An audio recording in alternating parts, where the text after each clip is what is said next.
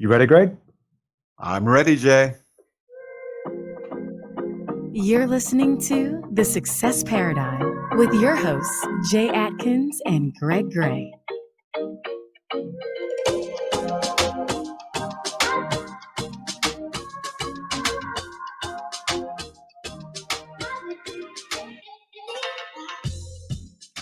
All right. Well, good afternoon and welcome again to the Success Paradigm. So we have a special guest on today. We have Mr. Tim Brotts, and we are going to do what we're always supposed to do, which is to give the bio appropriately. So here we go, Tim. Tim Brotts is the CEO and founder of Legacy Wealth Holdings, a real estate investment company that acquires and transforms distressed apartment buildings into high-yield assets for their own portfolio. Working in real estate, Tim has built a passive business and created a residual income that allows him to live the lifestyle of his choice. Tim now focuses on educating and empowering active operators and passive investors to become financially free through commercial real estate. Tim's investment companies, I should say, own over 3,200 rental units across 6 states. Tim is a husband and a proud father, graduate of the Goldman Sachs 10,000 Small Businesses program, mentor for the Advisors Council Mastermind, an active member of several other high-performance national entrepreneur and real estate masterminds. So welcome to the Success Paradigm, Mr. Tim Brotts. We are glad to have you, sir. Excited to be here. Thanks for having me, guys. Absolutely. We're really excited, man. So I got the pleasure of actually meeting you right before COVID came out. Unfortunately, after that, we didn't get to connect as much as I wanted to, but we're going to. But I thought of you when we started this podcast because I was very, very, very impressed by what I learned from you and how open you were and how you want to help a lot of people get into the real estate industry. So I was thoroughly impressed with your mind. I was impressed with your enthusiasm. So I want to bring a different flair to today and talk about real estate because I think right now, and I think always real estate is just the best investment. So I want to bring that story to people and let people hear from you, not just the real estate piece, but primarily the mindset piece, because I think that's what you bring to the table. And when we sat at a table and started talking about, you just talked about mindset and actually recommended a really good book, The Magic of Thinking Big. And that was a great book that changed my thinking. And I think big. I thought big, but now I think a lot bigger. So here on the Success Paradigm, what we like to talk about is more the story. Obviously, that intro and your bio is pretty big, and especially at a young age, Tim, you're really, really young to be having a portfolio, to have a portfolio the size that you have. And I just want to know, and the listeners want to know, how did you get here? Because I know there were some failures along the way. What is your story? And I bet you're not even near where you want to be. So you probably are thinking, glory, I'm not even near the glory yet. Glory is a lot further along, but I'm sure we're going to hear all those mindset and what your mentality is. But how did you get here? Where did it all start? And how did you get into the real estate arena? Yeah, man. Well, again, I appreciate you guys being here. I have a ton of respect for both of you and appreciate all the value that you guys have created for others and for me. So super honored to be here and be hanging out with you guys and excited to contribute any way that I can. Yeah, so my story starts, I'm a kid from Cleveland, Ohio, born to a police officer and a stay-at-home mom who was a volunteer, right? And so not born with a silver spoon in my mouth. I don't come from a commercial real estate family, but always had the support, right? And always had the good values and always had a very much like giving back type mentality growing up. And so, but at the same time, I was very ambitious, right? And I was very money motivated. I come from a blue collar town outside of Cleveland, Ohio. And when I was going through college, 03 to 07, I'm 34, I'll actually be 35 this Saturday. When I was going through college, the real estate market was going crazy, right? So everybody's making money in real estate. In 2005, I was a money motivated 20-year-old kid back then. And I decided I want to get involved in real estate, but I got involved a little bit differently. I had a painting company in the summers at college, and then I had like a landscaping type business, and then I worked for one of the biggest home builders as an intern. And then when I graduated in 2007, I thought you got involved in real estate by becoming a real estate agent. And so my brother was living in New York. I ended up moving out there and living with him in New York City and got my real estate license. And I don't know how this happened, but somehow I parked it with a commercial real estate company agency instead of like a residential one. And so instead of like, taking homeowners around and showing them houses, I actually worked with business owners. And dude, I didn't know what the hell I was doing. Like I just kind of marketed and canvassed neighborhoods and tried to get leads, and I handed it off to somebody who was higher level in the business or in the company. And so what I ended up doing was, looking for businesses that wanted to expand and find a second or fifth or 10th location, or I'd try to find empty retail or office space in Manhattan and try to market that for the landlord and bring a business in. And you don't do a lot of deals in commercial real estate or commercial leasing, at least not especially getting started. It took me about 9 months to close my first deal, but I found this little 400 square foot boutique space in Greenwich Village, and I ended up signing a lease on it 9 months later with like a falafel shop to take 400 square feet. It's like the size of, a little over like the size of your bedroom probably, right? And this guy signed a lease for $10,000 per month on a 12-year lease term with a 4% annual increase as well. And in money motivated kids, start doing the math on that. You're like, dude, this landlord's going to make almost $2 million over the next 12 years for doing something one time, On 400 square feet. On 400 square feet. Yeah, that was not lost on me. 400 square feet. Seven other retail spaces and about 10 stories of apartments above it. And I'm like, wrong side of the coin. I need to be owning real estate instead of brokering real estate. And so I ended up moving down to Charleston, South Carolina, down to the Southeast where both you guys are, and wanted to be down, just a little bit better weather, and moved down there and went through that whole analysis paralysis, right? Whenever anybody gets started in anything, they're like, I need to learn everything before I do anything. And that's not usually the case of what you should do.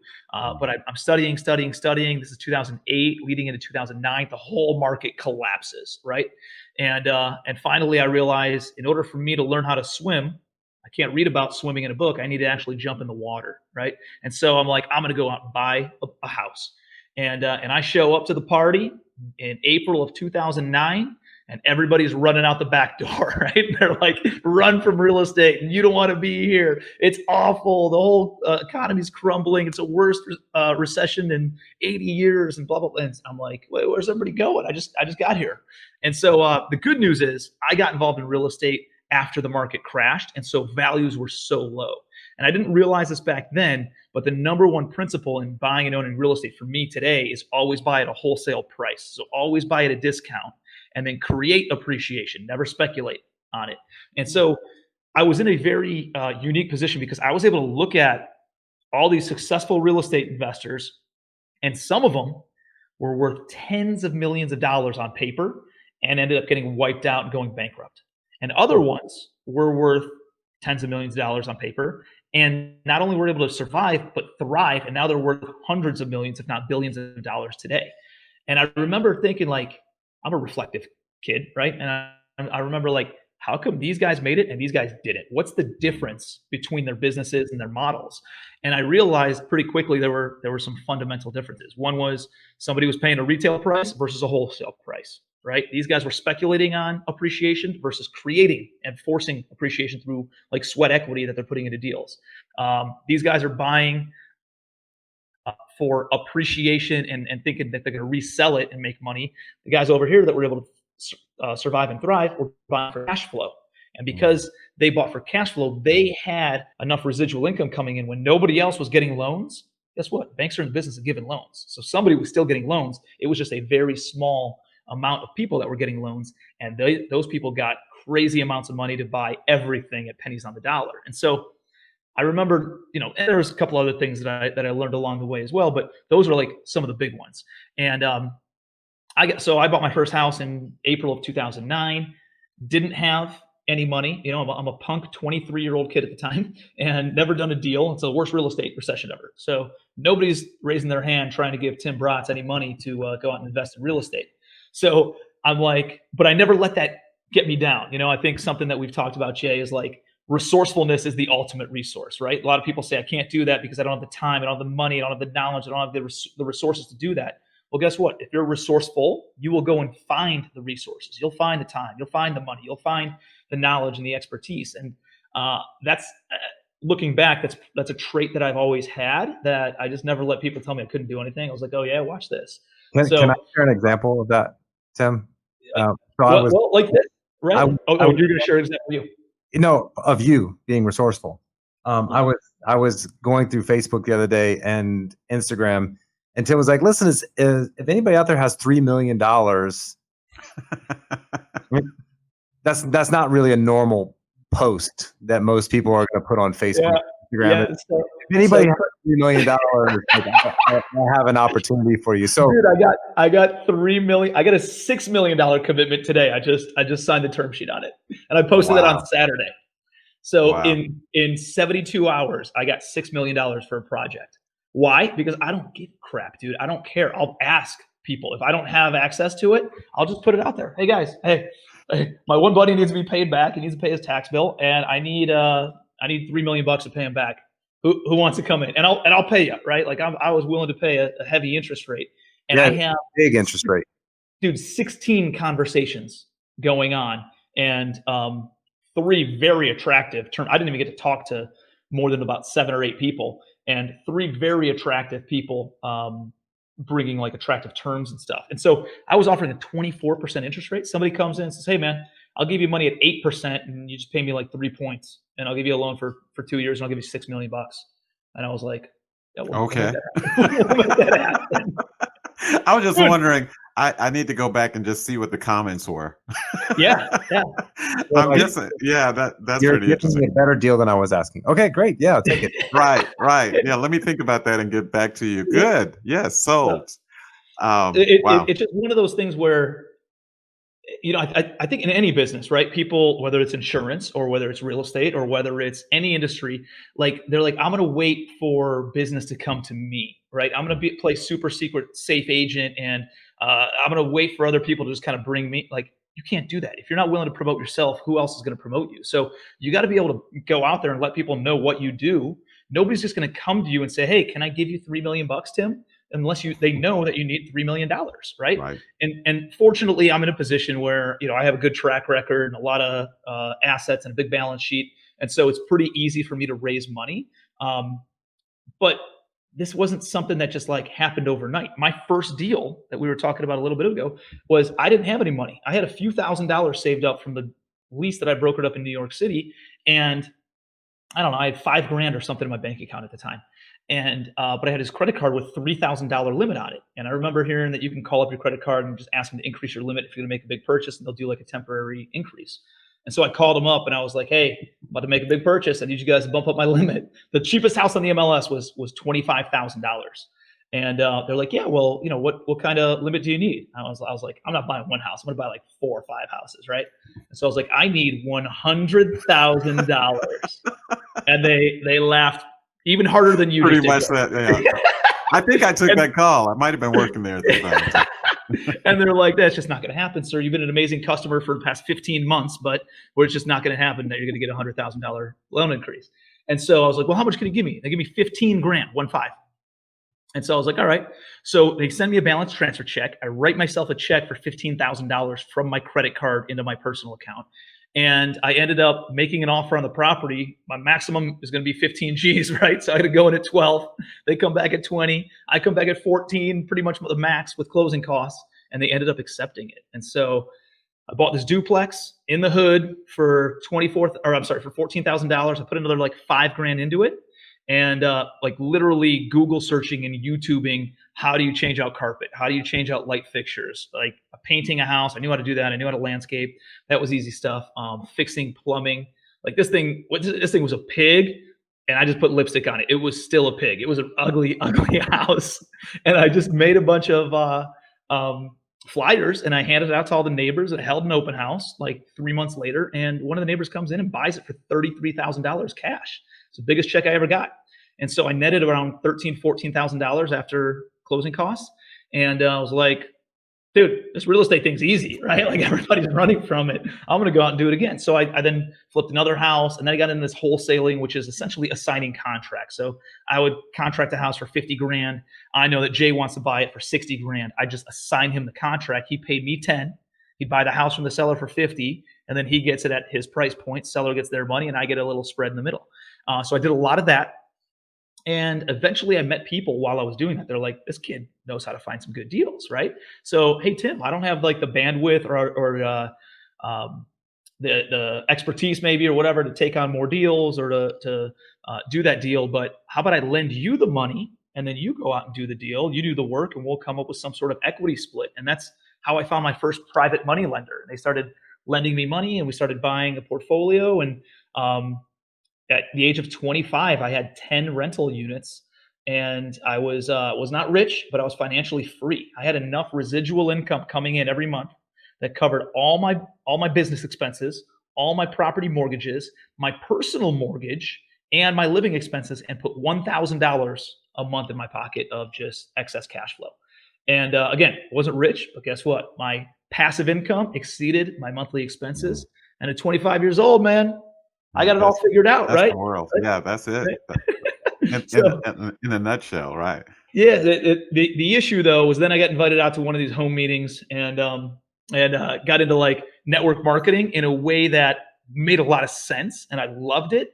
I learned a ton, met some amazing people, and that's how I learned how to public speak. Man, beforehand I would like tremble. But the company that I joined was not. It was a company that aligned with real estate very well. So they were selling like electricity, natural gas, TV, internet, that type services. And what you understand, like once you realize what they're selling, there's not any margin in cell phones, right? There's not any margin in electrical bills. It's such a competitive industry. You can't really make any money off of this much, like, pennies a month. And so really all the money in that company was made by recruiting people. And dude, I was in the top 1%. I was really good. I had a big team and all these customers and stuff, but I was literally the only one making money 2 years later. And I was like, there's just, I can't tell a little old lady that she can make money in this thing. And if I'm breaking my back doing it, I just couldn't, didn't have a good conscience about it. And, but I drank the juice in a way that I sold all my real estate except for my house. And I was putting like 30 to 40,000 miles a year on my car, driving all over God's green earth. And eventually found myself in $25,000 of credit card debt with $80 in my bank account, and like literally paying for gas with coins out of the cup holder in my car. I don't know if you guys ever had to like buy 92 cents of gas before, but it's pretty freaking embarrassing, Like I would go to Subway at lunchtime, not eat breakfast, go to Subway at lunchtime, buy a foot-long sub, put as much of the free veggies and stuff on top of it as possible, eat half of it for lunch, eat the other half for dinner, $5 sub. And then I wouldn't eat again until lunch the next day. So I was like intermittent fasting before it was cool to intermittent fast, right? I thought it was just being broke, but I guess it's a trendy thing now. So, just going through that was a very, very tough part. Like I had to borrow money to make the minimum payment on my credit card. I was so broke. But what got me out of that was I sold my house in Charleston. Real estate saved me, and I was able to put about 50 grand in my pocket, pay down my credit card, pay back some debts. And I moved back to Cleveland, Ohio, and moved back in with my parents at the age of 27 years old. My girlfriend at the time, barking at me. We were dating for like 7 years or something. She's like, "Where's my ring?" So I go through that whole process. Got to buy her an engagement ring. And I was like, I don't have any money, but anyways, she's an amazing wife now. So, and mother to my kids. But I was going through this and essentially swallowed my pride, right? I had a Mercedes when I lived in Charleston. I was a part of this private dining club, and I had all this like fancy stuff, but I couldn't afford it, right? I was just like, it was all for show, and it was all fake, and it wasn't really substantive, and it wasn't whatever. So, I pressed the reset button, and it was a very humbling time where I went back. I lived with my parents for about, I don't know, just shy of 12 months. And then my wife's grandparents, who had passed away several years before, their house, which was like a little 800, 900 square foot bungalow in, solid little B-class town, part of Parma, Ohio, which is a suburb of Cleveland. And, so we go and live in this like $70,000 house for 2 years as I get my feet back up under me. And so that was 2012 to 2015, essentially, or 2013 to 2015. And I got back into real estate. So I met some people in that network marketing business who made a lot of money, and they're like, "Hey, we want to invest in real estate." And so they ended up investing some money with me, and we built up a decent portfolio, about 140 units over the course of the next few years. And that partnership, we just kind of didn't align for long-term vision. We decided to liquidate everything in 2015, 2016. And so press the reset button again, right? I just worked my tail off for the past 3 years as I was completely broke. And built up some equity then in those properties, $500,000 worth. That was my share. But I think one of the things I don't want to pass up is like I gave up 70% of that company to other people because I didn't believe in myself enough. One, and two, I understood that I needed to like get the experience and the knowledge in order to go out and really able to do this on my own, kind of a thing. And so I understood I needed to pay my dues, and I wasn't greedy on the equity, right? And I see a lot of people just getting started in real estate or any business, and they're grabbing for as much as they possibly can. I truly believe it's not about this deal; it's about the next 10 deals, right? Like get rich on the 10th one, or the 15th one, or the 30th one, and get the experience today, right? Like I think it's very short-sighted and very limiting scarcity type mindset to do that. And I was told at first, we ended up building a portfolio about 150 units, but it was, I don't know, we did probably 250, 300 units during that time frame that bought and sold and everything else. And I gave up 70% of all of it. And so ended up pressing the reset button again, selling everything. It really lifted a lot of shoulders. It was pretty intense and a little bit of a stressful type partnership. But it kind of opened me up, and it opened me up to other relationships and connections, doing business with other people. And I was able to spread my own. In August of 2015, I started building my current portfolio and started out small again and just kept on organically growing it bigger and bigger and bigger and bigger. And, one thing that they can never take away from you is what Jay was talking about, the mindset. You can never take the information and the skill sets and the knowledge that you've learned on the way there. And 15 years later, after I first got started in real estate, I'm an overnight success.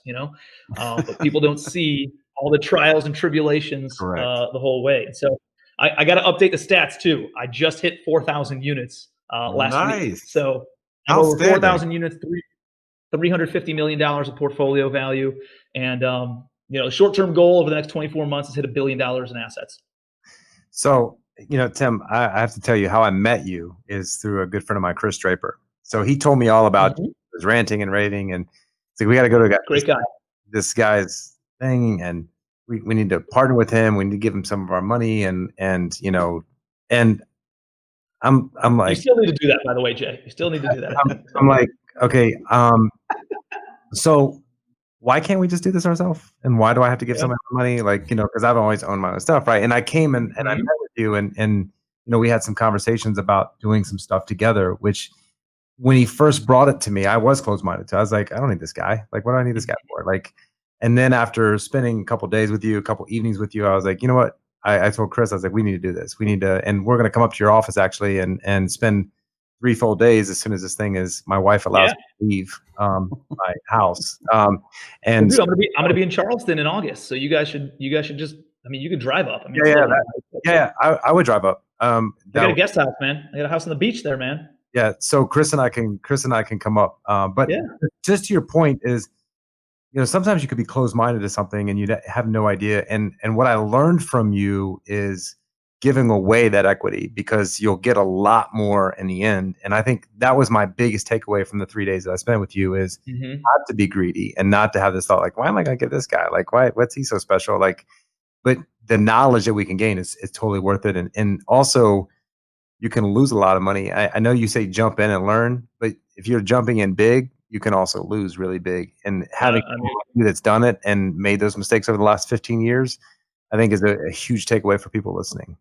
One bad deal, as much as commercial real estate can build your wealth, one bad deal can completely wipe you out, And if you don't organically grow and go roll with the punches, like you're going to pay for the education one way or another. And one way is you're going to lose your own money. You're going to spend a lot of time. You're going to go through that whole process, or you're going to pay to get educated and then partner up with somebody who knows what the heck they're doing and can kind of hold your hand and bring you under their wing and coach you throughout this whole process. So now it eliminates the risk, essentially. They've been through everything, and it gets you into a deal, gets you into a network of people that this person's taken 15 years to develop, and you're going to make money on it, and it fast tracks your success. You don't have to go through those struggles yourself. So if you're willing to come in and just, get your hands dirty and do the work, it makes a lot of sense. And again, man, like wealth is abundant. Like it is everywhere. And you heard me just say this at my event, Jay, is like, it's like sunshine, right? Like you guys getting sunshine takes no sunshine away from me. You know, there's Right. plenty of sunshine out there. There's plenty of wealth out there for everybody. And what I like about doing like I do a lot of joint venture partnerships. That's why I'm able to build as big of a portfolio and still keep a very lean team, and have the lifestyle that I'm looking for. I'm not working like, dude, I showed up at the office at 3 p.m. today, right? It's 5 p.m. right now. I'm gonna roll out and after this. That's not typical, but I typically don't spend more than 5 or 6 hours in the office 4 days a week. And because I focus on what I'm really good at, I know what my skill set is, and I don't try to do the stuff that I'm not good at because it's a draining activity for me, puts me in a bad mood, and it takes me longer to do it than putting the right person in the right seat to handle that. And so I'm able to focus on like social media. This is what I do, right? I love having these conversations. I love talking to you guys. I love educating and inspiring other people. And then, from this kind of stuff, people say, hey man, I want to joint venture with you. I want to sell you a deal. I want to buy a deal from you. I want to lend you private money. I want to pay you to coach me or whatever. And so it creates a lot of opportunity. And so I know what I'm really good at, which is the content creation and the education side of things. And then that funnels deals and money and operations to my team, so that way they can handle and kind of really be the engine. I'm the fuel of that. So I want to drill back on something you said a few minutes ago, Tim. First of all, because I try to be a good listener and I try to learn, and I know people will be watching the Success Paradigm like all over the world. So I want to start by saying, is anybody out there interested in giving me $3 million? So I'm just going to see how that goes. We'll check the comment section a little later. What I caught, there was a couple of things that you said that kind of kept echoing through in terms of your entire story. And one of them was when you were talking about all these folks that had the same size portfolios and how some crashed and burned and how others actually ascended. And you talked a lot about sweat equity, and the idea that really what got that the folks that you aspire to be like were the folks that didn't speculate, they created, I think you said was the terminology. So they took something that they knew had potential to it, but they created the potential as opposed to buying something and hoping that someone would see the potential in it. And that's not how most people think, which is probably why there's more people in that group that crashed and burned than were in the other group. But there's a lot of patience in that. You said also, don't try to make it on the first deal, make it on the 10th deal. Most people want to make it on the first deal. They want to win right now and just have it be done, and expect everything. So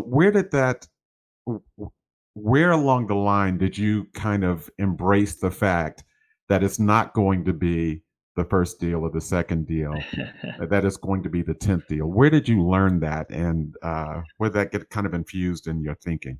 I think it was like, here's the thing. Okay. I got involved in real estate. That's all I've ever known. I didn't have anywhere to retreat to, right? Like real estate doesn't work. I don't know what else I'm going to do. So I just had to stay with it. I didn't have a backup plan. So I couldn't quit, if that makes sense. Yeah. So it always is slower and never goes as fast as what we want. We always want it to move way faster than it ever does. Sure. And because I didn't have like an exit plan or a retreat, I just had to stick with it. And I just realized, like, you know what? Like, you cannot get too high on the good days. You can't get too low on the bad days. I know real estate is not an experiment. I know it's not some tech startup that could be a boom or a bust. I know it will eventually work. Real estate has created more wealth in this world than all other industries combined, because it's been around forever. Since the beginning of humanity, it's been how wealth has been measured, and nobility has been measured, and power has been measured. And so like, I knew that real estate wasn't an experiment. I knew that it was like, it would work if I just stuck with it. It's also finite. So there's only so much of it. Right. But you can go vertical, right? Correct. And the thing is, with like, you can create wealth, and it's amazing like how wealth is created. Like, Greg, if you have a property over here and I buy this property right here, and let's say it's a vacant piece of property, and you own a beach house and I just bought this land. build up a really nice beach house also, and now it's a $5 million beach house, but I'm only into it for $4 million, right? I bought the land for $2 million. I put another $2 million to build the property, and it just appraised for $5 million. I just created $1 million of wealth out of nowhere. Not only that, but it just increased the value of your property. Your house next door might be a $3 million house, but because mine just appraised for $5 million, it just increased the value to $3.5 million. So not only does it build wealth for me, but it also just built wealth for you also, like out of nowhere, right? It just created wealth. And so I think once I understood that concept, and you can take something and by turning sweat and effort and time, and you can create equity with that. I realized, like, here's what the model needs to look like. I need to buy at a deep discount from motivated sellers. And then I need to find, it's usually a distressed property. So it's either physically distressed or bad management's in place. And I have to like clean it all up. So I improve the property and I make improvements to it and I fix it all up and it looks nice and it attracts better quality tenants. And all of a sudden, the value, even though I put 500 grand into it, it increased the value by $1 million. And so it allows me to create wealth and create value really out of thin air. But it's kind of a wild concept, you know, like it just works. I don't know. Well, and that vertical thing that you just said is, I think, what a lot of people don't necessarily think about. My grandfather, one of his sayings from for generations to his kids and his grandkids was always, son, get you some dirt. Just get you some dirt. If you can get you some dirt, you got a shot at it. And so, but I think people do tend to think in terms of acreage, but not necessarily in terms of not just physically vertical, but mindset vertical in terms of what you can do with the property. So that's helpful. But, you know, people have a funny relationship with money, you know, and I think that relationship is what keeps a lot of people from, even when they know, and you said earlier, you'll never know. You don't want to get to the point where you think you have it worked out because you won't ever pull the trigger. But you do your homework, you research, you figure out what other people are doing. You mentioned that a couple of times. You kind of paid attention to what other people are doing. It's not really hard to find out if you just look. But I'm glad that you're talking about the fact that it is sweat equity, because so many people want to flip the switch and they want to fold the tent quickly as a result of it as well. So sweat equity, people, is going to be the 10th deal, not just in real estate in some cases, but in a lot of things in life. It's going to be yes, in life. Absolutely. You know, Tim, and anybody, you know, that's listening, you guys should go follow Tim on Facebook and Instagram, which is on the bottom if you're watching this, or it's at Tim Brotts. But also go to one of his shows that he has, or I guess you call them, I don't know, what do you call your the events, the coaching? Yeah. So one of my big takeaways on wealth too is the way you look at money. And before I ask you this next question, one of the things that I walked away with was how you can use the banks when you have good credit and you have cash to actually refinance deals and take money out tax-free, which is always great. When you can take a loan against the property, take the money and pay investors and put money in your pocket, not have to pay taxes on it, which is a whole another game that you'll learn from Tim, is how you can make money. And, you know, I know a lot of people in real estate make lots of money. They're like, well, how can they not pay taxes? There's just ways that Tim can teach you how to do that so that you don't have, and it's completely legal. I mean, you're doing everything legal. You're just putting equity. You're just not sitting on your equity. You're taking your equity out of the deal and putting it in your pocket and not having to pay your capital gains tax on it. So again, you should go to one of his events, because you can learn. There's just, you give away so much, Tim. And I told you the first night that I met you, I was like, dude, you give away a lot. Like there's a lot of great information in here. I was thoroughly impressed with you and how you're helping people. And I told you, don't change a thing. Keep doing that, because you're going to get lots of people that are going to want to come in your team. So let me ask you, along the way of the 15 years, let's say, what was your biggest mistake or failure that you had that you actually turned into success? What was the biggest thing you did? You're like, in the moment, you were like, God, I can't believe I did that, but it taught you the most. And how did you turn it around? Good question, man. You know, I mean, it's there's this compound effect of a lot of little mistakes, and every mistake you make, you just get back up, and it makes you a little bit stronger. And every single mistake you go through, you get a little bit stronger, a little bit stronger, a little bit stronger, a little bit stronger, and then you can deal with bigger hurdles and bigger struggles. And if there was a couple of them, I think the money one was when I was totally broke in August of 2012, crying on my bed, not knowing how I was going to pay the minimum payment on my credit card, eating peanut butter out of a jar, literally selling my DVDs on Craigslist for $3 a piece to try to get any money that I possibly could. That was a very low point in my life. And, I've had a pretty decent life, right? Like if I had $25,000 credit card debt, it's not the worst, but it was like, it was all consuming and I couldn't see outside of that. And I think it made me a very good steward of capital because of it, because I started respecting money and what money can do positively and what it can do negatively that's not spent on the right things. And that has been big. So that was a big learning point of like respecting money and only putting it in assets. Like it is very hard for me to spend money on anything that's a liability.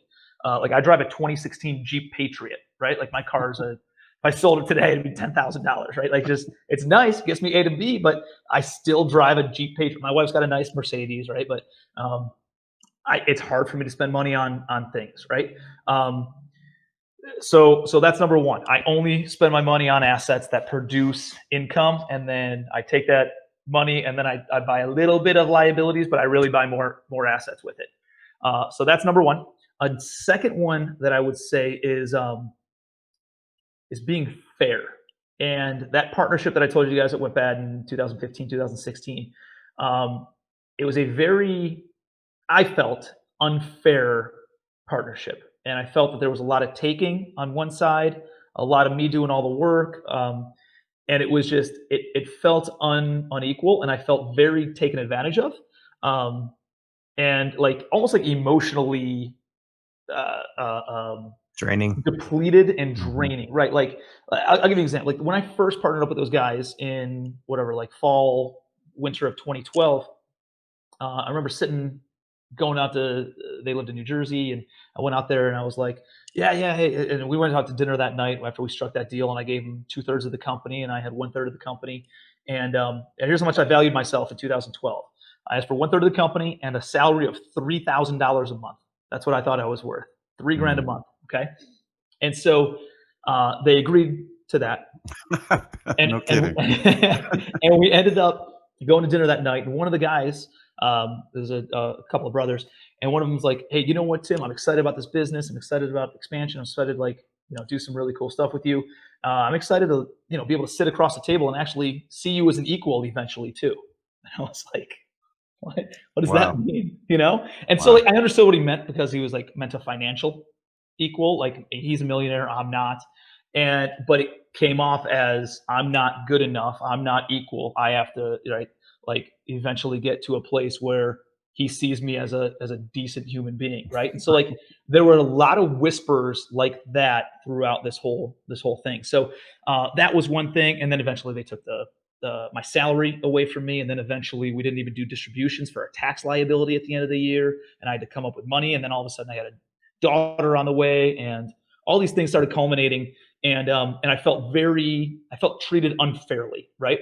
And so today, the reason that I think I have more of an abundance type mindset is because I've been on that side of the coin, right? I've been on the side where people took advantage of me, and I never ever want anybody that I do business with to feel that way. So I am very much a straight shooter.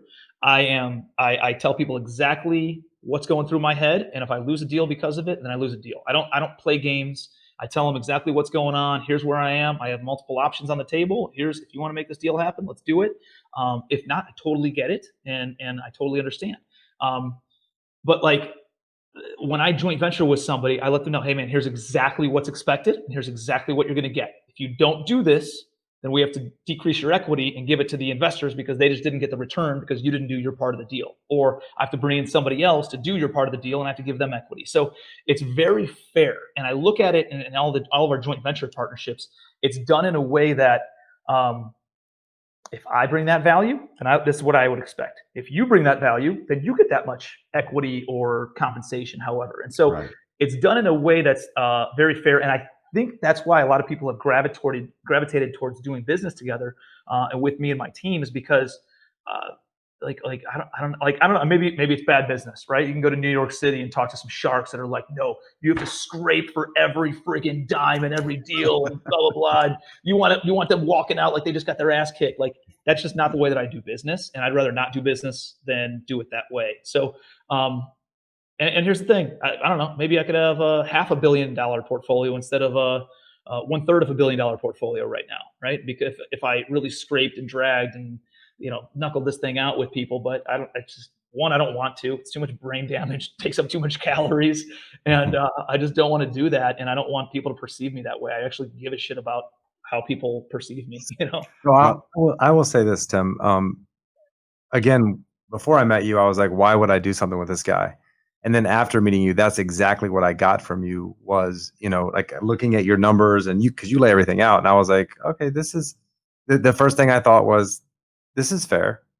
Like he's being like, I'm not being taken advantage of. And then back to your spending money on assets, hearing your story earlier about living beyond your means when you were making money, I think, sometimes that triggers people all the way. And living that way is not a bad way to live. But I think that example made you say, okay, if I'm going to spend money, it's going to make me money. And I think, those two mistakes created it. And I will tell you, somebody that's being fair creates an immediate trust. And that's why I trusted you immediately. Like, hey, I want to work with this guy. I want to learn from this guy. I want to do deals with this guy. And I'm not that type of guy. No, he's not. And so, Tim, I got to tell you, because I actually remember being on the phone with Jay a couple of the evenings when he went to your event.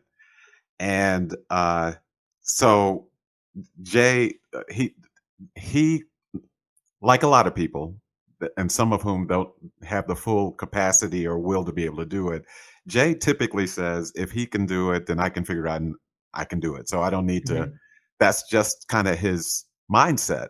And so, and we've been friends for a very long time. And so I know he's going to this event or this event, and, some of them are more impressive than others. But I don't remember Jay saying, as he did after your event, like, I'm not taking any phone calls during the day. I'm not talking to anybody. I canceled every meeting. I literally canceled every meeting, took no phone calls, didn't leave the room. And I think Tim Saul was pretty engaged. Yeah. But what he said, though, I think is part of success, which is where I'm going with this, is he said, I just felt like he gave everything away in that meeting. He just gave everything away.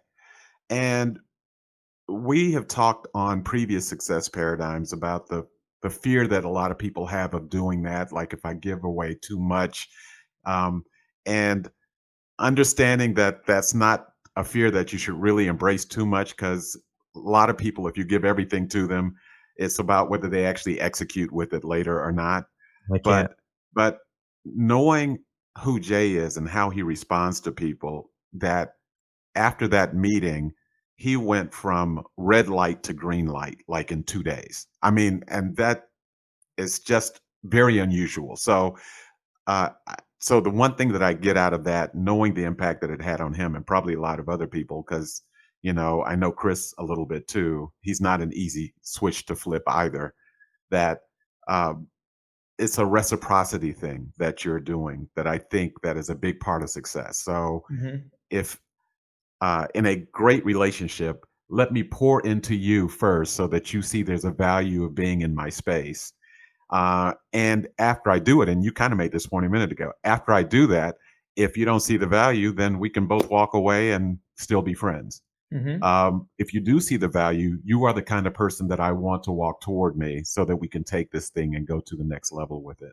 And I think so many people go to the trough first to see how much water they can take out versus pouring water in first to see whether they can, help quench other people's thirst. So let me flip the switch a little bit, because I want to kind of talk about 20-year-old Tim, who was talking about going into real estate, I went to school in Overland, Ohio, so not Yeah. very far. So I know a lot of those towns and suburbs, and when you start getting out to the Illyrias and Lorraines of the world and all that Mhm. kind of stuff. So, um, so there had to be a few people, at least one, that when you had the nerve to kind of give voice to the fact that I'm going to do this real estate thing at 20 years old and having to get money out of the cushions of your couch, Mhm. that there were probably two sets of voices. There was a set of voices that were supportive. You described your parents, and I kind of get it that they were that they kind of put a lot of this into you. So, but a lot of people will have a dream like the one that you had, and find themselves getting bogged down with the voices that are not encouraging, or even, quite frankly, sometimes discouraging. Mhm. And sometimes those come from people that you love and respect. How did you handle that? First of all, did it happen? I'm going to guess it probably did happen. How did you manage through that when you knew that there was a place you were trying to go, and then there's these people you trust and love in some cases, and they weren't necessarily in alignment with that? How did you bridge that disconnect? It's a great question. So I will say this: as supportive as my parents have always been, my dad was a full-time cop, and then he had a part-time security business that did like personnel security for apartment buildings and factories and foundries and stuff in downtown Mhm. Cleveland. And my dad, growing up, made more money, like 2 or 3 times as much money on his part-time business than he did Mm, his full-time being a cop, right? So whatever he made, I don't even know what the exact numbers were, but let's say he made 60, 70 grand a year as a cop, and he made $200,000 a year as in his part-time business. And I was like, and he was always like, go to school, get good grades, get a good job, right? But he was living more like rich dad, but teaching me like more like poor dad. mm, And I think it wasn't because he didn't believe in me. Like it wasn't because he wasn't supportive. But he like told me to go get a job when I was struggling, right? He right. told me to go and get a job. And I was like, Dad, like what? The other 97% of people? He's like, yeah, like everybody else, go get a freaking job. I was like, all Right. right, we got a point. But I was like, no. I was like, I want to be the 3%. And so, um, and it wasn't out of not believing in me. It was like trying to not wanting to see his son struggle Correct. the way that he did when he was Right. starting his business. I remember there were Christmas, like I don't ever remember him missing a game or anything like that. But I remember there, like one Christmas morning, he had to go because a guard didn't show up, and he had to go and sit in a factory for 6 or 8 hours until somebody else came, Mm, and we had to wait until the afternoon to open up presents, right? And I just like I now that I'm in business, I can't even imagine the garbage that he had to go through because he was dealing with like $8 an hour employees, people who mhm, no show, no call, like just like absolute headache type stuff. mhm. And I can't imagine what he went through. So I'm sure he was like, I don't want my kid having to deal with this, right? I'd rather him go be a doctor and make 150, 200 grand a year and have a good, safe, cushiony type life. Um, but it never equated in my head. So um, that was probably like I don't know the first type thing. I, I care what people think about me for people that I like. If people don't Mm. like me or I don't like them, I don't give a shit about what they think about me, right? Like I just don't care. Okay. Um, if you're not supportive of my dreams, of my goals, of my ambitions, then you got to go. And that's how I heard a story about crab mentality. And so this is a Mm, quick story. The way that they catch crabs is they take a cage and they lower it to the bottom of the sea floor, and they put a little bit of bait and food at the bottom of the cage. There's not even a top on this cage, and they just let it sit on the sea floor. All the crabs climb up and in, and they start eating all the food in there. And all the other crabs follow in, jump in, jump in. Even after all the food's gone, more crabs are jumping into this cage. And as all the crabs are inside the cage, the if any of the crabs realize like, dude, there's no more food in here, I'm out, and they start crawling up the side of the cage. The other crabs, because they're so disturbed by the change in status quo, will start pulling that crab off the cage walls right. to the extent that they'll even rip its limbs off or kill it because they don't like how it's changing the status quo. And how many people in life are like that, right? Mm, And maybe they're friends, maybe they're family, um, maybe they're enemies. I don't. But there's people out there who, not because of what you're accomplishing and not wanting There you to you reach your go. goals, but because Absolutely. it turns the mirror inside on themselves, and they're thinking, here's what I'm not accomplishing.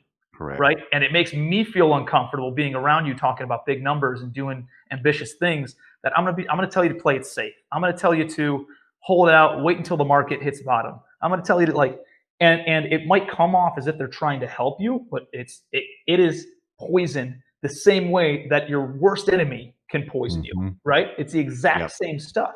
And so in my life, everybody falls in one of three categories: increased association, decreased association, or disassociation.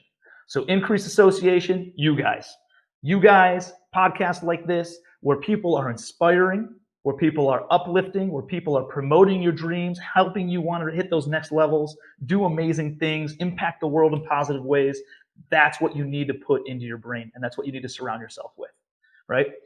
That's increased association, and the people that correlate with those ideas and philosophies. Decreased association. This is typically people who aren't as uplifting, but they usually have the same last name as you, and you can't totally get rid of them, right? But you can decrease your association with them. Yeah. And that's certain in-laws, right? That I just limit the amount of time I spend with them. And then there's disassociation. Like, I still get it, right? Like, if you don't have haters, then you're not making enough noise right now. So you're not stirring up excitement enough. And so I still have people, and if somebody comes in and talks smack to me on social media, I just block them immediately. I don't care, and I'll block them. And now that if somebody brings in like a critical, say, hey Tim, have you thought about it from this perspective? Or hey Tim, what about this? Or it's a critical type, not negative, but just constructive criticism. That's what I'm trying to think of. Yeah. If it's constructive criticism, dude, I love that. I think people need that. I think there needs to be more of that. But if somebody comes in just to kind of like hate, just to hate because they're a hater, haters aren't creators. They got to go. So you got to eliminate them totally. It is poison. It is toxic. You cannot have that in your life. And I think you can't keep these people, these ones, in your life and just surround yourself with positive people, because you can't elevate yourself that much. You have to eliminate the bad ones, and you have to increase the positive, and look at how much more of a gap you can get there, and how much more you can stretch yourself and grow as an individual and grow as a business. And so it's not only about putting yourself in positive and putting yourself around positive influences, but it's also eliminating the negative, the news, right? A lot of social media is garbage. There's only people on social media that I follow that are positive, inspiring, that I know is going to be a good content creator for me and good information in my head. So that's a big deal of it. Well, you say that though, and so this is, and I think it's important that people hear this, because there are a lot of folks that are more interested in how many followers they have than who their followers are. And I just heard you clear as day say it's not a matter if you're either in or you're not. But there are people that literally would be afraid to do what you just did. I defriend people all the time, man. Yeah, because they're afraid that my followers are going to drop off. And but what you just said, and what you alluded to, but didn't say exactly, but I know is a fact for you, and for people who think like you, is for every 5 of those people you drop off, first of all, you're shielding your other followers from listening to trash, which means you're probably going to get more followers because you had the courage to say, enough is enough. So it's the sunshine that you were just talking about. There's enough. If we go outside, we can all get some sunshine. I don't have to worry about a cloud passing over me because I get rid of some people that are making noise that has no benefit. So your time is just like your money, I guess, is where I'm getting that it has to be, you have to be investing it, not spending it, even with the people that you talk to. So that's helpful. Sure. That's very helpful. And you can't compare yourself to other people. Like, one of the people I actually just defriended and blocked is somebody that I actually have some respect for. I actually like this guy, and for some reason he's like trying to tear me down. I don't know, because he thinks it gets him attention or something. And I'm like, dude, what's your problem? What's going on? Well, dude, blah blah blah, whatever. All right, so I ended up getting rid of him as a friend, because here's what you got to realize: there's two ways to have the biggest building in town. Number one is you build the biggest building. Number two is you tear down all the buildings taller than yours, and yours is the only one left standing. And this guy's the kind of guy who's just tearing down everybody else, so that way he's the only one left standing. Instead of just putting in the work to build build a bigger building, right? And so you can't have those people, even if they are successful. Like most successful people that I know are amazing. Some of the most amazing, most generous people I've ever met in my entire life. There's a handful, like in anything, that are complete scumbags too, and somehow they stole money or whatever. Not stole money, but like they're just mean, or they're stupid, or I don't know, whatever. For whatever reason, they're a negative, bad influence, and they're a bad apple. But somehow they understand money and finance, and they can still have success because they don't really have to correlate or interwork with other individuals or something. And like those people just got to go. I just don't want them around me. It's like life's short. I just don't need you around me, so I don't want them around me. So I want to put myself in rooms like this with you guys, with positive impacts, positive questions. Everybody's uplifting each other. We're talking about how can we build up each other, because 1 + 1 can equal 3. We can do more together if we're partnered up doing things versus me trying to do it all on my own, you trying to do it all on your own. And we both have $100 million portfolio versus us doing it together and utilizing each other's resources. Now we've got a $250 million portfolio, right? And you might have 50%, but guess what? That's more than 100% of a smaller type business. And good relationships and a network as well. And focusing on the stuff that you like to do, so you're happier. So now you have better lifestyle, and you're getting better and more refined in your unique abilities. And like there's so much better stuff that comes with it if you just have more of an abundance type mindset. So speaking of not comparing yourself to others, when we talk about success, there's all kinds of different levels of success. And I truly don't think there's a wrong answer. But when I ask you what your definition of success, like my definition of success is different than most. Yours is I want to have $1 billion portfolio in the next 24 months. That's more financial. Right. That's probably not most people's definition of success, right? But that's yours. So what though? I mean, some people it's just family. Some people it's having the doctor's education, making $250,000 a year. What is Tim Bratz' definition of success? Like, when will you feel like I've arrived? That's a good question. So the $1 billion portfolio is my short-term financial goal. I also have relationship goals. I also have fitness goals. I also have personal development goals and spiritual goals, right? So I have different goals, and I don't think that you ever, I think balance is kind of BS, but I think you can live in harmony. Just because one is, I think you're always going to be leading with one of them over the others, but that doesn't mean that you need to neglect all the others. So I'm very aware of a lot of that stuff, and I think there's always seasons of life that I'm going to be heavily in business. I'm in the process of selling a big portion of my portfolio right now, and it's going to make me very liquid, 8 figures, maybe multiple 8 figures, and I'm going to be able to just turn around and lend the money back out and have a very, very comfortable lifestyle if I never did another thing for the rest of my life, right? But I'm still going to keep on growing the portfolio. That's not going to change the $1 billion goal. It's actually probably going to expedite it, because now I have all this track record of actually getting to the finish line on a bunch of different projects and stuff. And so it'll actually expedite us. My investors will have $50, $60 million liquid. And so I'll be able to get to that goal even sooner. So like from a financial goal, yes, that's my financial goal. But I'm gonna work it a little bit differently. What got me here isn't gonna get me to $1 billion. There's a few other pieces and parts and people primarily that I need to put in place. I got all the systems. There's just a couple more people where I need to support my existing team, and I know that we can get there no problem. So that's cool, but that's not my total definition of success, right? Like, success to me, or legacy to me, is not in passing down estate and treasure and property to my kids. Like, my kids aren't going to get anything. They're going to get some really nice houses, probably, like my beach house, my house in Cleveland. I'll probably buy some land somewhere, or a mountain lodge, and they're going to get that. That's it. They're not getting any money.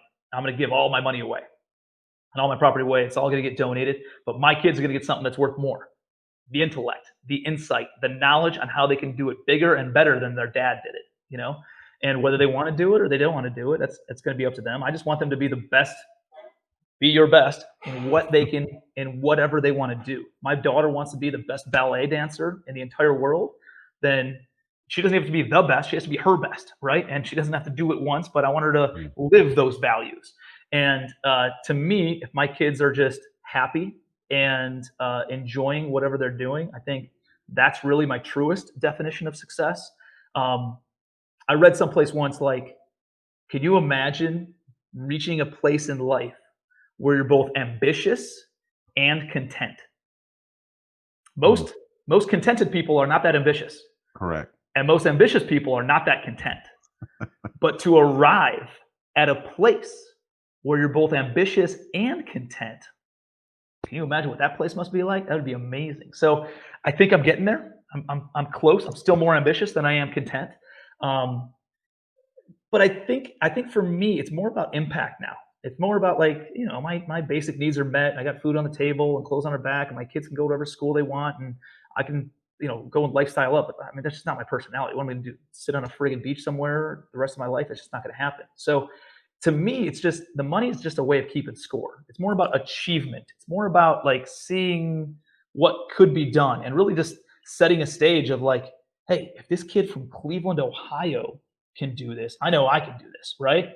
And if I did it once, I can do it again. And it's more of just helping other people is really, like, my big driver now. And the more people I can impact, the more people I can help, the more people I can inspire, whether we ever do a deal together or not. They just do it on their own. They make billions of dollars, and they say, hey, it's all because I watched this interview on the Success Paradigm with Tim Bratz one time and changed everything, you know, and they mentioned me in a book in the future, and that'd be enough for me, you know? So really, like, that's a success piece.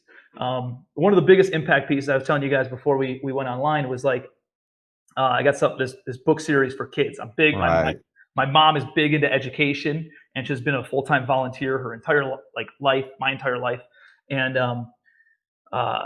so I love kids. I got a 5-year-old and a 3-year-old, and I love the personal development side of things. And I remember coming back from a flight. I was at a mastermind event down in, like, South Florida. You're not in the woods, Jay. And I was coming back in 2017 and reading The Magic of Thinking Big, the same book that you had mentioned earlier. And I was like, son of a gun, man, these principles are so good. Like, and I'm learning this. I think I was 31 at the time. And I was like, what if I learned this when I was 21? What if I learned this when my daughter was 2 at the time? Like, what if I could instill these principles, these values, these success paradigms into my children in the most malleable age, right? Like they say, our behavioral patterns and our personalities are developed by the time we're, 5 or 6 years old. And I was like, my daughter's 2 years old. I need to get these thoughts into her head. Imagine how much more of a head start on life and success. It's not just entrepreneurial, but it's like achievement, right? And success principles. Mm-hmm. And essentially it's taking all those amazing personal development books like Think and Grow Rich and How to Win Friends and Influence People and Magic of Thinking Big and Power Positive Thinking and Richest Man in Babylon. Those are our first 5 books, but they're kids' versions of those books.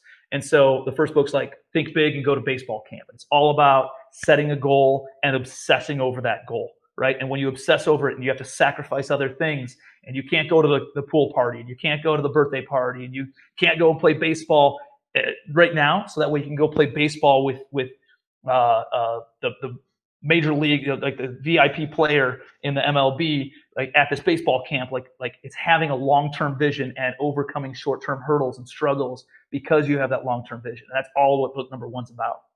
Book number 2 is all about how to win friends and influence people. So it's how to win class president and influence your peers, right? So this kid's trying to become class president, and he's understanding, like, hey, you got to use people's names, right? You got to look them in the eye. You got to show genuine interest in what they like. You don't criticize, condemn, and complain. And it's instilling these ideas at a 5-year-old level. And then what if they grow up like that, right? I mean, imagine how much they'd be set up for success. So I'm actually launching the books this week. It's called Little Legacy Library, if you guys want to check it out. Well, what's really cool about that, Tim, is that one of the questions, and Jay knows this, that I like to ask our guests is, if you could go back and talk to 10-year-old Tim, what would you tell him? And I think you're the first person that's actually created an entire library you would give to 10-year-old Tim with Little Legacy Library. People should really check that out because you know, Jay and I talk pretty much every day, and we were telling some friends just a couple of days ago about what he tries to say to his 2-year-old daughter, and you know the seeds he's trying to plant in her mind now, because you know, 5 years earlier than we would have figured this out, or 10 years earlier than we figured it out, would we be 20 years ahead of where we are right now? And it's all about mindset. I mean, everything you're talking, there's a lot of levers that you have to pull to make sure what you're talking about are the things that get you to the next level. But, you know, it is about mindset. You weren't afraid to have to press the reset button because you knew you had the toolbox to start again. So if it all fell away, I was a little bit afraid back then. Today, yeah, I'm not afraid at all, right? Like well, you can take everything away, and I know I'd have it all back within 24 well, months. but you still did it though. Yeah. And there are Still had people to. that are right that would have stayed in an unequal and unfair situation because they'd have been afraid to leave it. By the way, No, that's you're not right. just business. People do that in relationships every day as well. You're absolutely right. So I'm going to look into it. I have my granddaughters are actually visiting. They were actually knocking on the door. They were asking me, am I still in a conference call? Because that's all that I saw. But I'm actually going to look online and get that library for them. They're 5 and 7 years old, and I want that to be. So thank you. That's a real gift that you are offering out to the world. Thank you. There's only one book right now. We have one book being released about every 5 weeks up until Christmas, and we'll have like a 5-book series. And then the goal is to have like a board book version of all these, more for like toddlers 2 to 4 years old. But well, I might actually read them myself. You know, I'll tell you, hey, finally a book that I can read, right? Those pictures, thank goodness. That would help.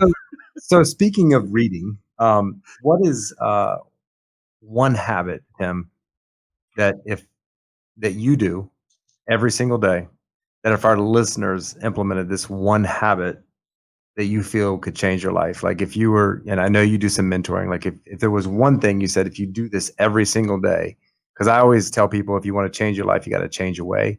What is that one way or that one habit that they could change that would change them? Yeah, great question, man.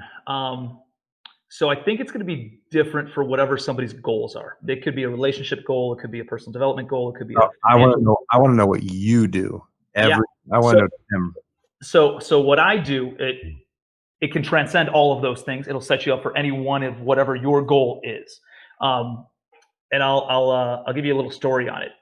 About 2.5 years ago, I came home from work, working, long hours. I come home at whatever, 5:30, 6 o'clock, have dinner with the family. My daughter's 2 years old at the time.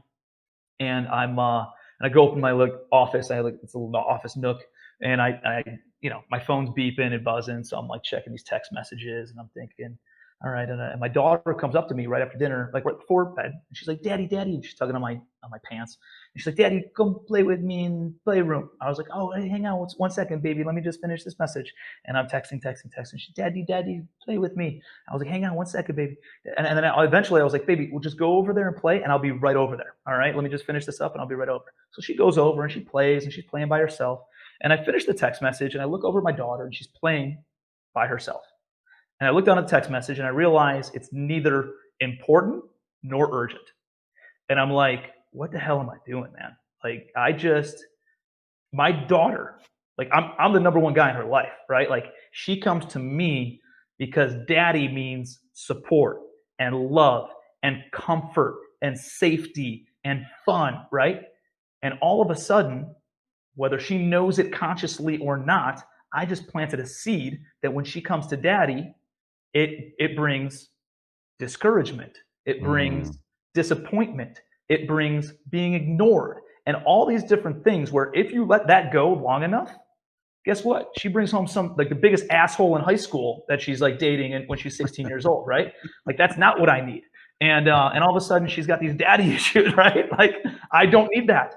And I don't want that. And she's dating some jerk who doesn't open a door for her and doesn't hold the door and expects her to whatever.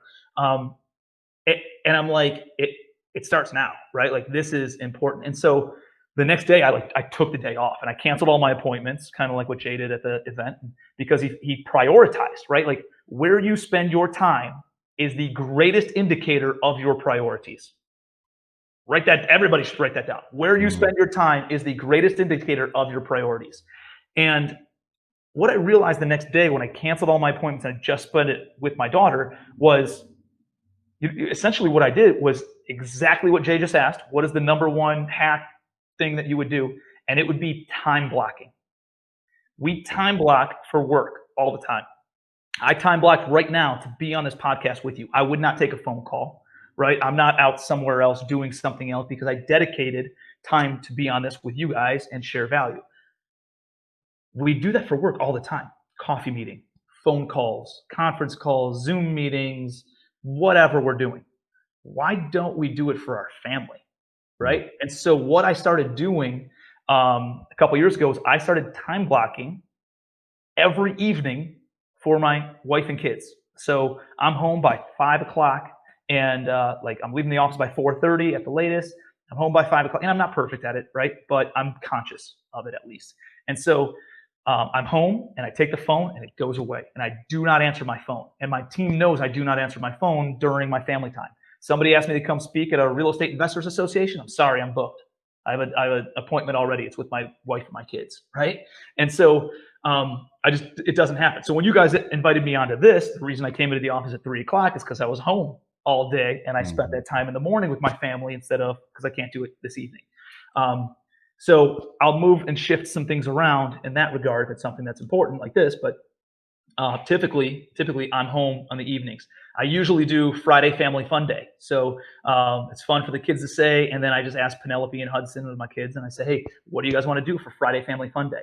And they pick whatever. Could be going to the zoo, could be going to the farm, could be going to the playground and getting Chipotle. Like they just love doing simple stuff, and so we do that and I time block Fridays, right? And so some people might be like, hey, but I'm in growth mode in my business. Like I couldn't possibly do that because I got to take this call from a client later on in the evening, right? They work during the day or they do this or do that.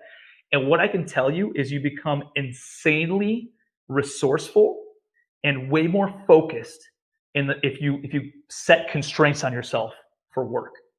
And because I only go into work 6 hours a day, 4 days a week, 25 hours a week, do I answer phone calls and stuff at home? Yeah, I was on phone calls when I was working out today on a walk. And if the kids are napping or watching a movie or something, do I take a phone call? Yeah, sure. Okay. But I'm very conscious about it. And I'm very in tune with when I'm at the office. I don't have an open door policy. Like my door is locked and it says do not disturb, right? Because I am in the zone knocking out the revenue generating activities and the things that make the most impact for me to do in my business. And so it allows me to then accomplish way more. I actually do more business in a finite amount of time because I time block for my family, right? And I think you can do that for finance. I think you can do it for family. I think you can do it for your friends. I think you can do it for your fun activities, your personal development, for reading in the morning, for exercising, your fitness, all those different things. Just time blocking is one of these things that has totally revolutionized my life over the past 2.5 years.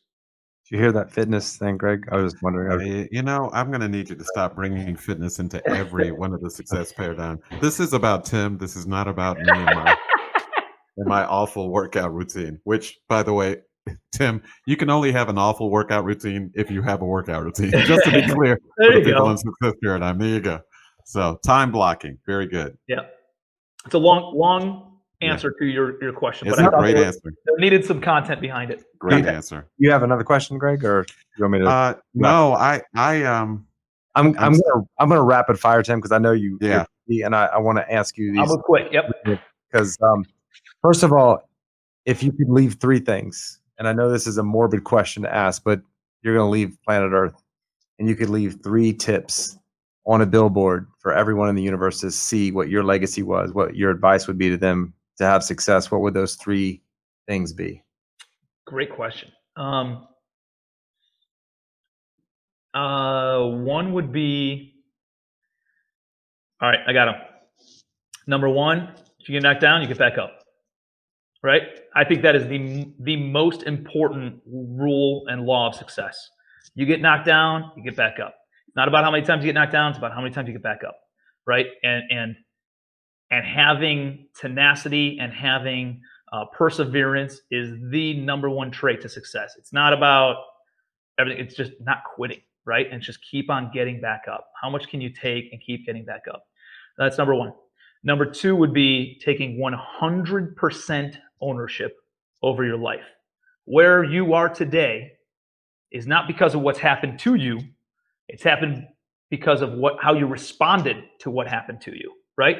Who you are today is based on the books you read or didn't read, the people you hung out with or didn't hang out with, the seminars you attended or didn't attend, right? Like the relationships you had or didn't have, the fitness and the workouts that you did or didn't do, or the things that you ate or you didn't eat. You know? Thanks for that, Tim. You can. I had to, yeah, nice. But I think number two is owning your situation and owning 100% of it, right?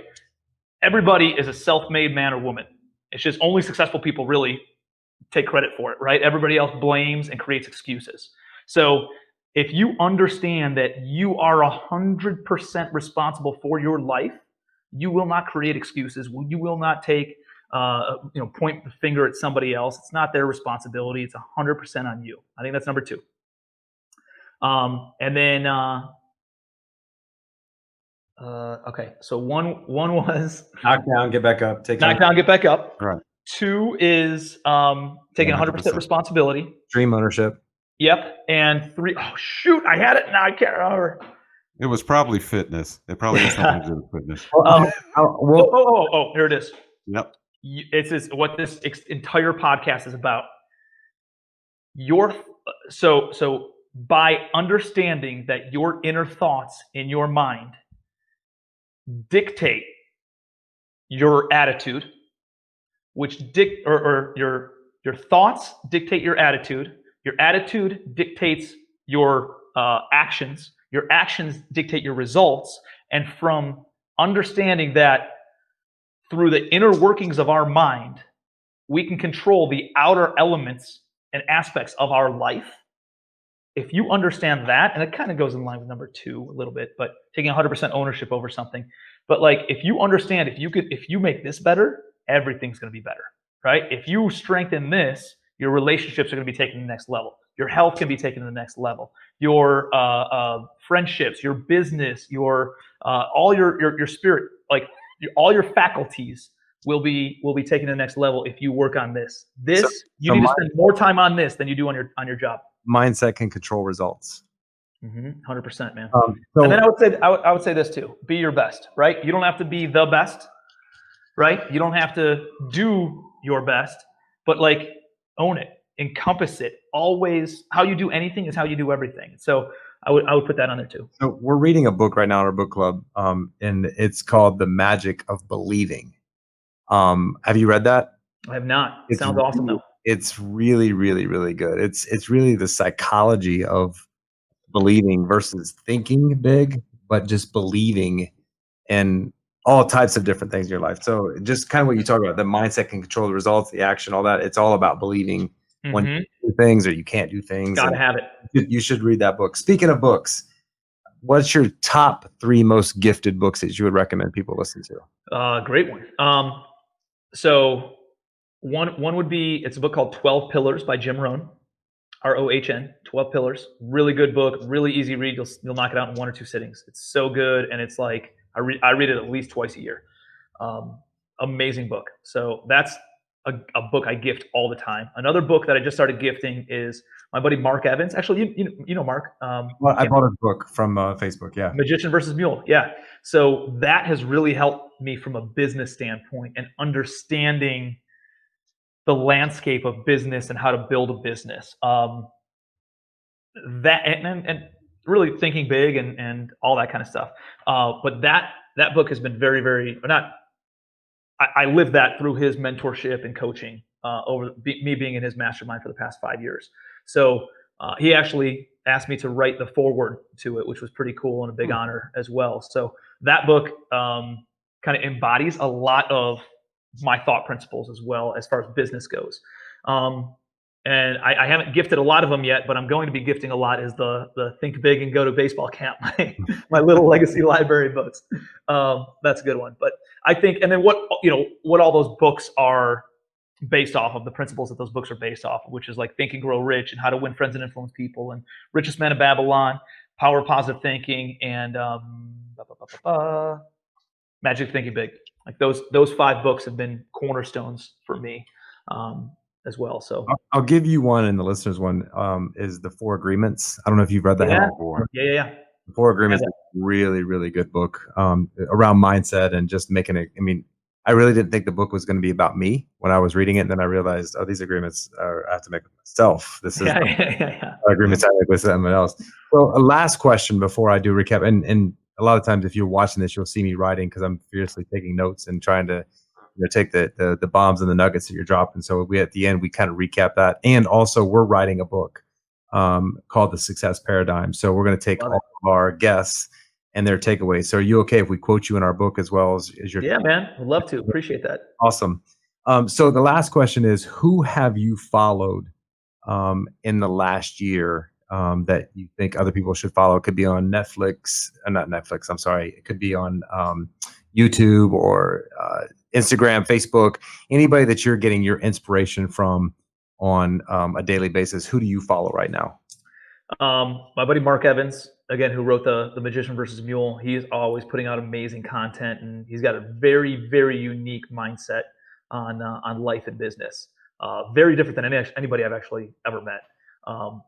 He puts out some amazing stuff every morning at 8:30 Eastern time. He goes and does like a Facebook Live kind of video and broadcasts it on social media. And he essentially talks for like half an hour, and it's really, really good.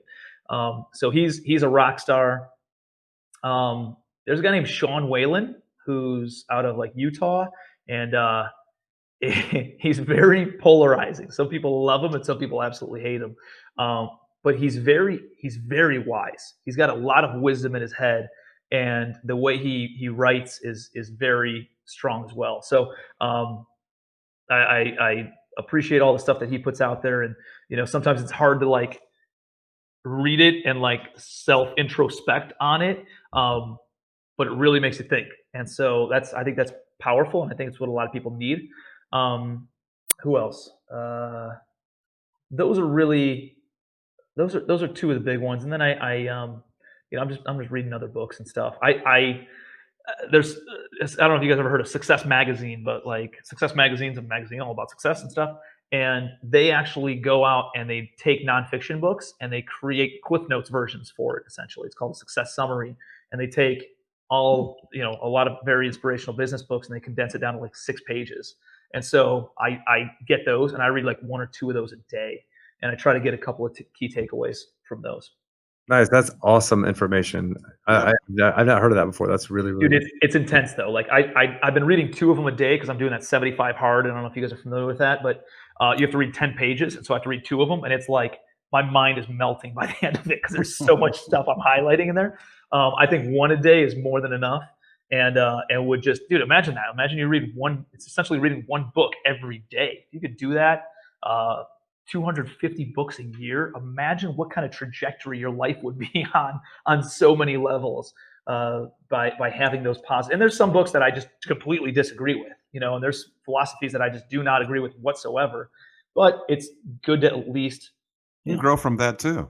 Yeah, exactly. Like I've had a lot of bad mentors in my life on how I don't want to be and what I don't believe in, how I don't want to treat people. I've learned just as much from them as I had from the good mentors. Absolutely. I really feel like those are the best mentors, actually. I'm learning what not to do or how not to be. I think there's so much, knowledge that can be learned from that. I mean, I feel like I've learned more from them than anybody else. There certainly are a lot of them. So there's no shortage. The hard part is you actually have to have a relationship with them, and you have to struggle in order to learn from them, right? Like, because nobody wants to pay a failure to go to a conference, right? Or nobody's going to read a failure's book. So you actually have to engage with these people and go through the self-detriment yourself. And so, well, Tim, it was a pleasure. I mean, I got to know you pretty well, and what I love about this podcast is I actually get to know more about you, and I have more respect for you and more admiration for you, and look forward to working with you on business deals and digging into that great brain of yours. So really, really Appreciate good time. This actually has broke a record. This is our longest podcast because there was just information. Sorry.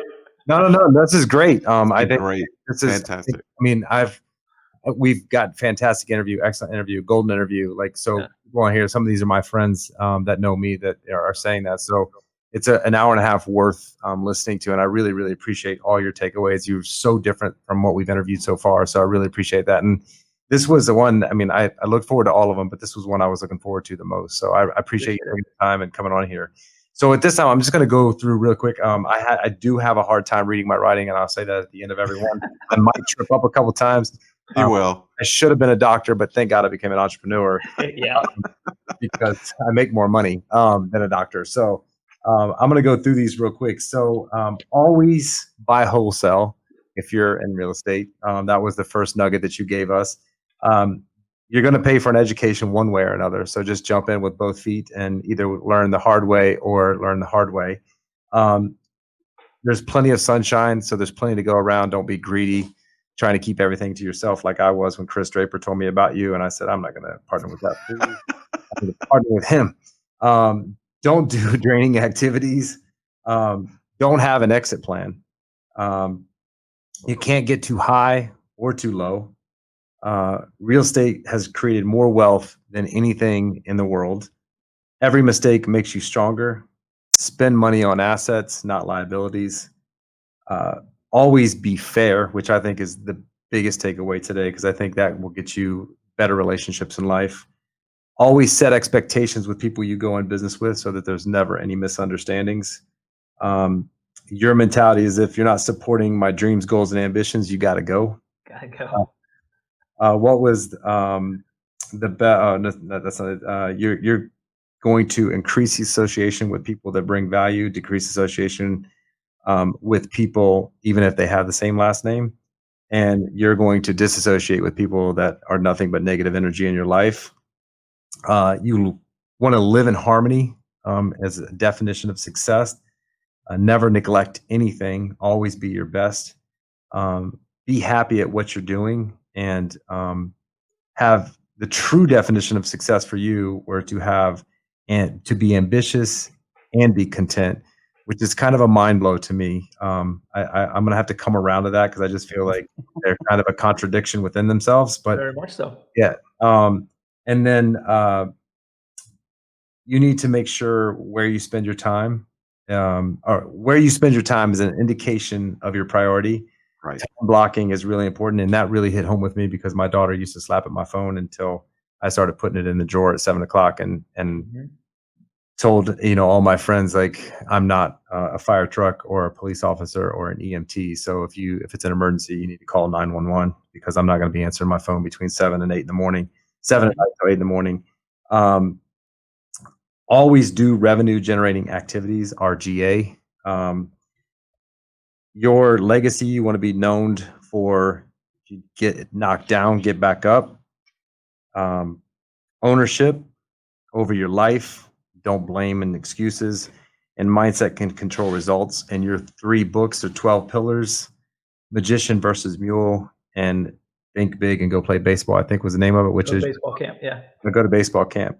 Man, it was a pleasure to have you on here, Tim. I look forward to building my relationship with you, man. I knew the day I met you that I would want to partner and do something big with you. We have a lot of the same mindset. I enjoyed the time with you. I'm sure Greg did too. Absolutely. Maybe we'll have you back on here, man, when you get to that measly $1 billion portfolio. Do it.